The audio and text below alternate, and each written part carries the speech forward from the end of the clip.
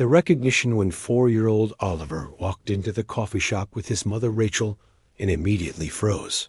Pointing at a woman sitting alone by the window, his small voice carried a weight that seemed impossible for someone so young. "Mommy, that's my wife. That's Margaret. I've been looking for her everywhere." The woman looked up from her book, and when her eyes met Oliver's, her coffee cup slipped from her trembling hands, shattering against the floor in a cascade of ceramic. And steaming liquid. Margaret Thompson had been widowed for 6 years. Her husband Robert had died of a heart attack at 52, leaving her to navigate a world that suddenly felt empty and colorless. She'd been coming to this same coffee shop every Tuesday morning since his funeral, sitting at their old table, reading the mystery novels he used to recommend, clinging to routines that kept his memory alive. But nothing had prepared her for this moment. A small boy she'd never seen before, speaking her name with the familiarity of a lifetime companion. "I'm sorry," Rachel said quickly, rushing toward Margaret's table while trying to restrain Oliver, who was pulling against her grip with surprising determination. "He's never done anything like this before. I don't know what's gotten into him." But Margaret wasn't listening to Rachel's apologies. Her eyes were locked on Oliver's face, studying features that seemed impossible, yet undeniably familiar. The same deep brown eyes that had looked at her across the breakfast table for 23 years. The same gentle expression that had comforted her through countless difficulties. The same way of tilting his head slightly when he was thinking seriously about something. "Robert?"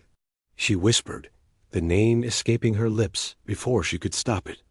Oliver nodded solemnly, his small face creased with adult concern. "You look sad, Maggie. You've been sad for a very long time. I tried to come back sooner, but it took a while to find the right way." Margaret's world tilted on its axis. Only Robert had ever called her Maggie. It was his pet name for her, something he'd started using during their college years and never stopped. No one else knew about it, not her family, not her closest friends. It was their private intimacy, a small piece of their relationship that belonged only to them. "This is impossible," Margaret breathed, but even as she said it, she was studying Oliver's mannerisms, the way he stood with one hand slightly extended toward her, exactly the way Robert used to reach for her when he was trying to comfort her. Oliver broke free from Rachel's grip and walked directly to Margaret, his small hand finding hers with the confidence of someone who had held it 1,000 times before. "I know it's confusing, Maggie. It's confusing for me, too. But I remember everything about us. Our first date at the Italian restaurant where you spilled marinara sauce on your white dress. Our wedding day when it rained, but you said it was. Good luck. The way you used to steal the covers at night and then deny it in the morning." Margaret's breath caught in her throat. These weren't details that could be guessed or overheard. These were intimate memories from a marriage that had been deeply private, moments that existed only in her heart and in the heart of the man she'd lost. "You remember the covers?" she asked, her voice barely a whisper. Oliver giggled, a sound that was purely childlike, but somehow carried an echo of Robert's warm laughter. "You'd wrap yourself up like a burrito and leave me shivering on my side of the bed. But I never minded because you looked so peaceful when you slept." Rachel stood frozen, watching this impossible conversation unfold.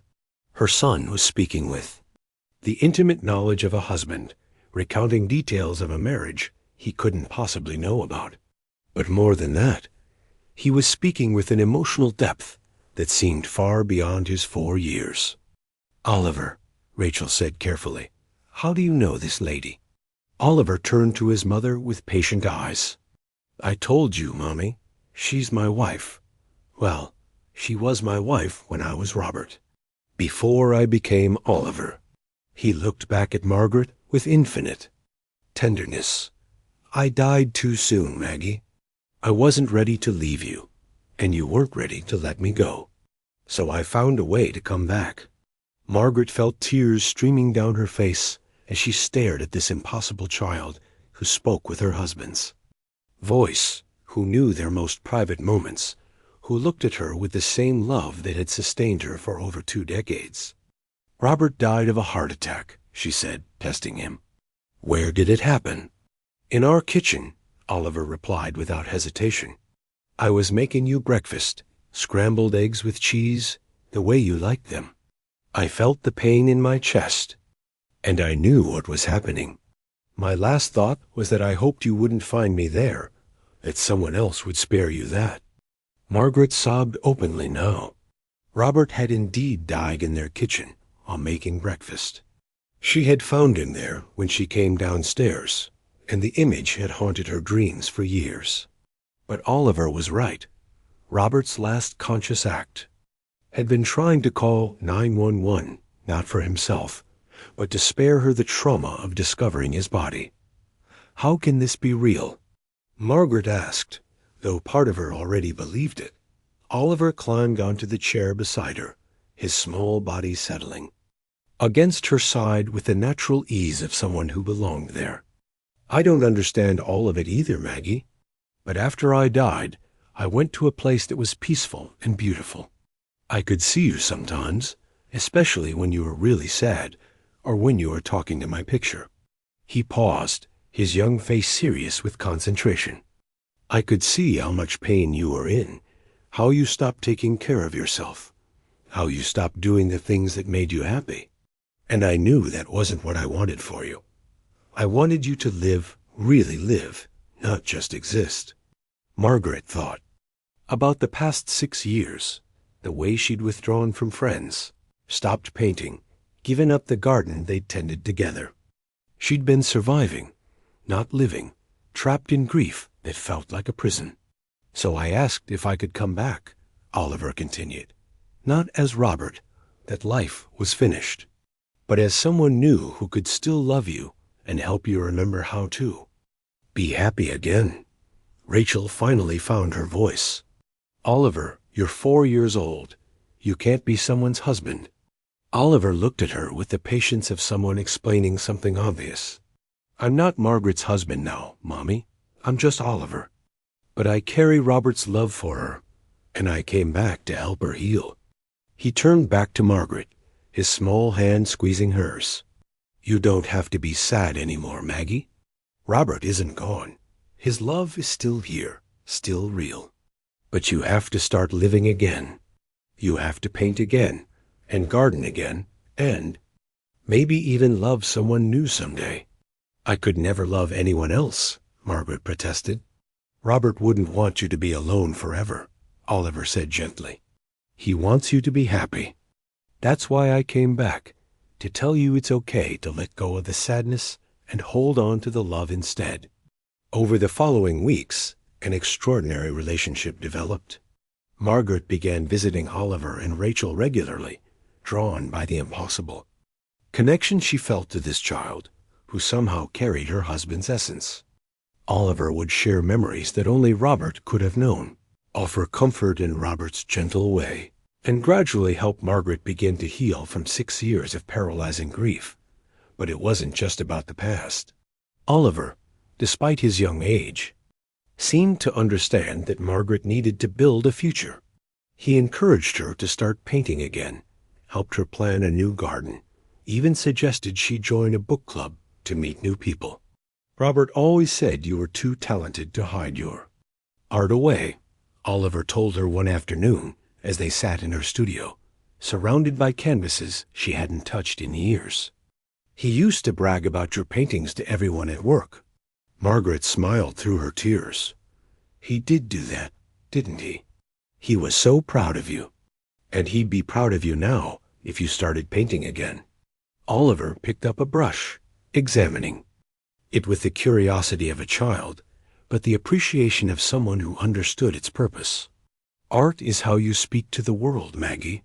Robert wouldn't want you to stay silent." Slowly, Margaret began to paint again. Her first canvas in 6 years was a portrait of Oliver, but as she worked, she found herself capturing something beyond the physical features of a 4-year-old boy. There was something timeless in his expression, something that spoke of love that transcended the boundaries of individual lifetimes. "It's beautiful," Oliver said when she showed him the finished piece. "You captured both of us, me and Robert." "That's exactly right, because we're both here, just in different ways." As months passed, Oliver's memories of being Robert began to fade, just as he had predicted they would. He remained a wise and compassionate child, but the intense connection to his past life gradually softened into something more like a distant dream. "I think it's almost time," he told Margaret one evening as they sat in her garden, watching the flowers they'd planted together bloom in the spring sunshine. "Time for what?" "Time for me to just be Oliver. Robert's message has been delivered, and you're healing. You're painting again, you're taking care of yourself. You even joined that book club." He smiled at her with pure affection. "Robert's job is done. Now Oliver gets to have his own life." Margaret felt a familiar pang of loss, but this time it was different. This time it came with acceptance and even gratitude. "Will you remember being Robert?" Oliver considered the question seriously. "I think I'll always remember loving you. But the specific memories, the details of Robert's life, those will probably fade. That's okay, though. Love doesn't need memories to exist." He took her hand in his small one. "And Maggie? Robert wants you to know that when your time comes to leave this world, he'll be waiting for you. But until then, he wants you to live fully, love deeply, and create beautiful things. Can you promise to do that?" Margaret nodded, tears streaming down her face. "I promise." That night, Oliver slept more peacefully than he had in months. When he woke up the next morning, the intense connection to Robert's memories had faded to a gentle whisper. He was still the same loving, wise child, but he was fully Oliver now, ready to live his own life and create his own story. Margaret continued to be part of their lives, becoming like a beloved aunt to Oliver and a close friend to Rachel. She never remarried, but she did find love again. Not romantic love, but the deep, sustaining love of friendship, community, and creative expression. She painted prolifically, her work infused with a depth of emotion that spoke to everyone who saw it. Sometimes, when Oliver was concentrating very hard on something, or when he showed particular kindness to someone in need, Margaret would catch a glimpse of the man he had once been. But mostly, she simply enjoyed watching him grow into his own person, knowing that somewhere in his generous heart, Robert's love lived on. The coffee shop where they first met became a special place for both of them. Margaret still came every Tuesday morning, but now she brought art supplies instead of mystery novels, sketching the other patrons and finding inspiration in the ordinary moments of daily life. And sometimes, when a small boy with brown eyes and a gentle smile would run past the window, she would think of the impossible gift she'd been given, the chance to say goodbye properly, to receive forgiveness for her guilt, and to be reminded that love truly never dies. Years later, when Oliver was a teenager with no conscious memory of ever being Robert Thompson, he would sometimes find himself drawn to help people who were grieving, offering comfort with an intuitive understanding. That seemed to come from somewhere beyond his young experience. And Margaret, now in her 70s, but still painting with the passion of someone half her age, would smile and know that some gifts are too precious to be completely forgotten, even when they transform into something new. The love between Robert and Margaret had found a way to transcend death, to heal the wounds left by sudden loss, and to create space for new life to flourish. It was a reminder that the deepest connections we make in this world echo across time and space, finding ways to express themselves even when logic says it's impossible. If Oliver and Margaret's story moves you as deeply as it moves me, please subscribe to our channel. We explore the mysteries of human connection, the unexplained bonds that tie us together across the boundaries of life and death, and the remarkable ways that love finds expression even in the most impossible circumstances. Your subscription helps us continue sharing these incredible tales that remind us that love truly is the force that moves the universe, and that sometimes the most beautiful love stories are the ones that teach us how to let go while holding on to what matters most.